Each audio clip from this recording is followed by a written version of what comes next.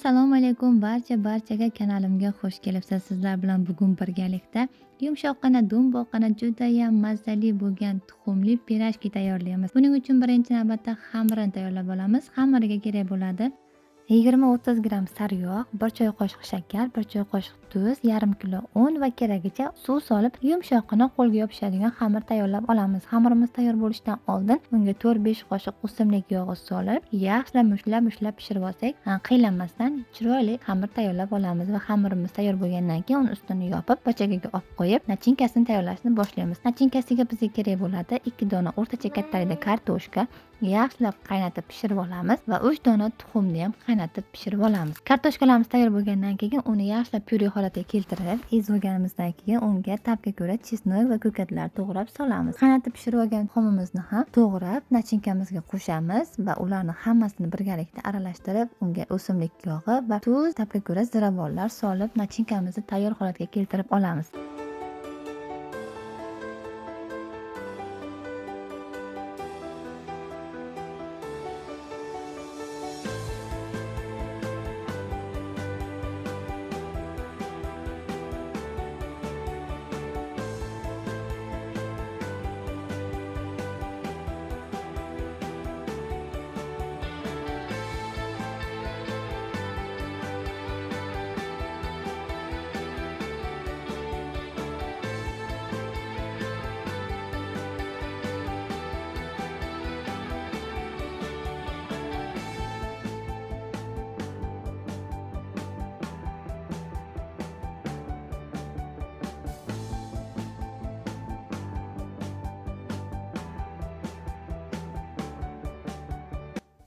Endi esa xamirimizdan mayda zuvolachalar tayyorlab olib, yog'ga tekizib, patnisimizga terib chiqamiz.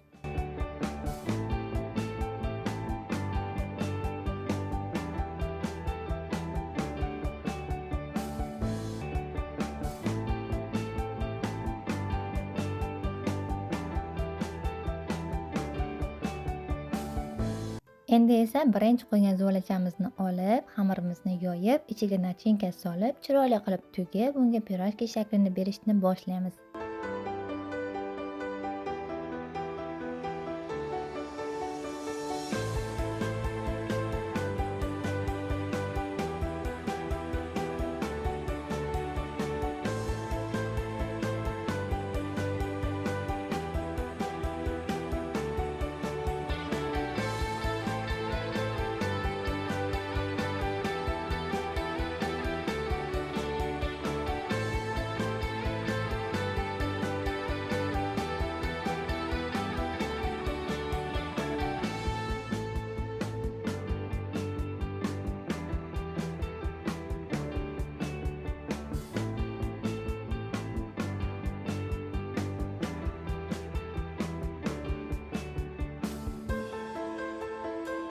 Pirojkilarimizni hammasini tugib tayyor qilib bo'lgunimizgacha birinchi tayyorlagan pirojkilarimiz o'sha ko'pib ko'tarilib chiroyli bo'lib boradi va birinchi shulardan qovurishni boshlaymiz. Unchalik qizartirib yubormaymiz, tillarang bo'lgungacha qovuramiz, ichlarigacha pishib chiroyli bo'lib chiqadi.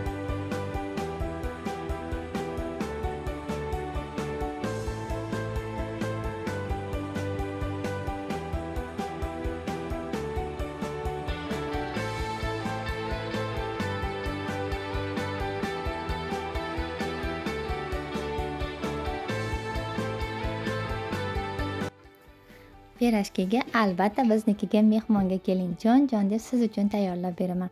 Video yoqqan bo'lsa, albatta videoga like bosing, kommentariyada izohlaringizni yozib qoldiring. Qarindoshlar gruppasiga tashlab qo'yish esingizdan chiqmasin. Barchangizga rahmat, salomat bo'ling.